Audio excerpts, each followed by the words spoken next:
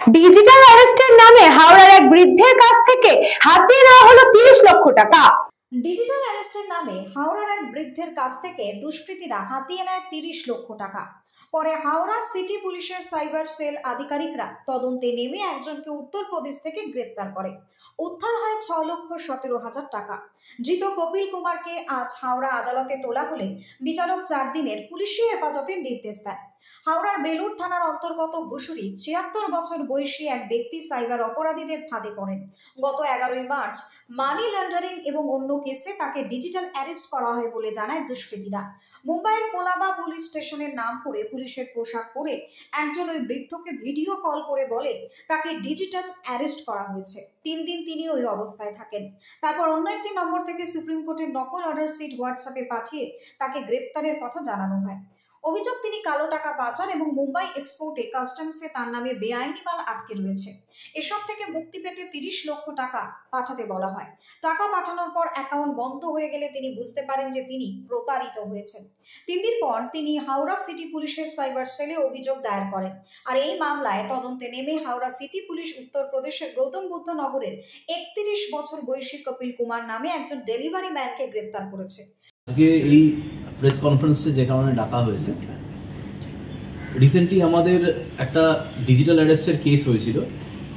কেসটা হয়েছে আমাদের বেলুর থানার অন্তর্গত ঘুষুরির একজন ব্যক্তি। উনি সিনিয়র সিটিজেন আছেন, ওনার 76 বছর বয়স। বাই প্রফেশন উনি ইঞ্জিনিয়ার ছিলেন, রিটায়ার করেছেন। তো ভদ্রলোকের কাছে একটা ফোন আসে, ইনিশিয়ালি একটা হোয়াটসঅ্যাপে ভিডিও কল আসে, যেখানে ভিডিওর অপর প্রান্তে যিনি থাকেন তিনি নিজেকে কোলাবা পুলিশ স্টেশনের একজন অফিসার বলে নিজের পরিচয়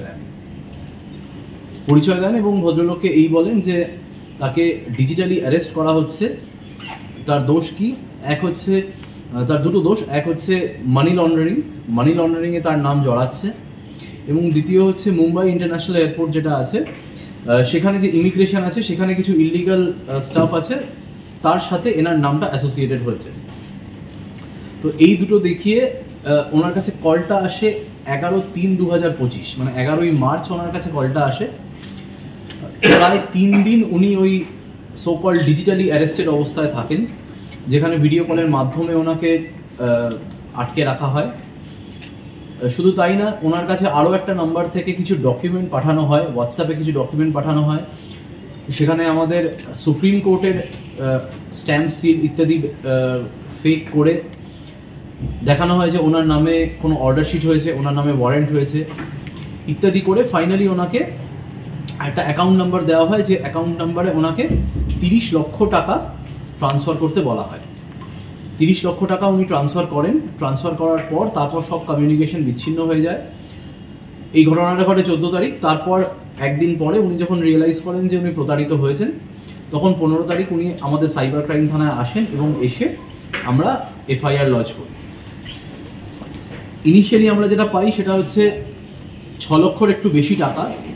সেটা সবার আগে তো আমরা ওটা এনসিআরপি পোর্টালে আপলোড করি, যেমন আমাদের নিয়ম। সেটা বাদ দিয়ে তখন আমরা যখন আপলোড করি আমরা তখন দেখি অ্যারাউন্ড 6,17,000 টাকা ওই পোর্টালে অনুযায়ী ফ্রিজ হয়ে যায়। তো সেটা আমরা খুব তাড়াতাড়ি আমরা কোর্টের সাহায্য নিয়ে, কোর্ট থেকে অর্ডার করিয়ে, ব্যাংকের সাহায্য নিয়ে আমরা সেই টাকাটা ওনাকে অলরেডি আমরা ফেরত করে দিয়েছি। আর টাকা ফেরত বাদ দিয়েও বাকি আমাদের ইনভেস্টিগেশন চলতে থাকে। আমরা যেটাকে ফার্স্ট লেয়ার বলি, ফার্স্ট লেয়ার মানে ভিকটিমের থেকে যে টাকাটা প্রথম যার কাছে গেছে, সেখানে আমরা সবার আগে আসামের একটা অ্যাকাউন্ট পাই। সেই অ্যাকাউন্টের কেওয়াইসি ধরে আমাদের ইনভেস্টিগেটিং অফিসার, আমাদের সাব ইন্সপেক্টর আছে আক্তার খুব ভালো কাজ করেছে এই কেসটায়। আক্তার সবার আগে আসামে ট্রাই করে। তো সেখানে গিয়ে দেখা যায় যে যার অ্যাকাউন্ট আছে তার বিন্দুমাত্র নলেজও নেই যে তার অ্যাকাউন্ট ব্যবহার করে এই ফ্রডটা হচ্ছে। তারপর নেক্সট যেটা দেখা যায় সেটা হচ্ছে লেয়ার 2। এই যে আসামের লোকটা আছে, এর অ্যাকাউন্ট থেকে পুরো টাকাটা ট্রান্সফার হয়ে যায় আরও একজনের অ্যাকাউন্টে। পুরো টাকাটা না, 20 লাখ টাকা ট্রান্সফার হয় আরও একজনের অ্যাকাউন্টে। আর তার অ্যাকাউন্টে কিন্তু এই ডিসপিউটেড অ্যামাউন্টের কিছুই পড়েছিল না। তো যখন এই 20 লাখ টাকা ট্রান্সফার হয়, সেটা যার অ্যাকাউন্টে ট্রান্সফার হয় সেটাই হচ্ছেন এই কপিল কুমার। তো এই Kapil Kumar by profession delivery boy. আমরা ওর কেওয়াইসি নিয়ে আমরা ওনাকে লোকেট করতে পারি ওনার বাড়িতে, আর প্লাস ওই কেওয়াইসিতে যে ফোন নাম্বার ছিল সেই ফোন নাম্বারের লোকেশন আমরা একই জায়গায় পাই। তো এটা থেকে আমরা কনফার্ম হয়ে যাই যে মানে কপিল কুমার ওখানেই আছেন, এবং সেটা ধরে আমাদের টিম রেড করে কপিল কুমারকে অ্যারেস্ট করে। ব্যুরো রিপোর্ট, নিউজ বঙ্গ টাইম।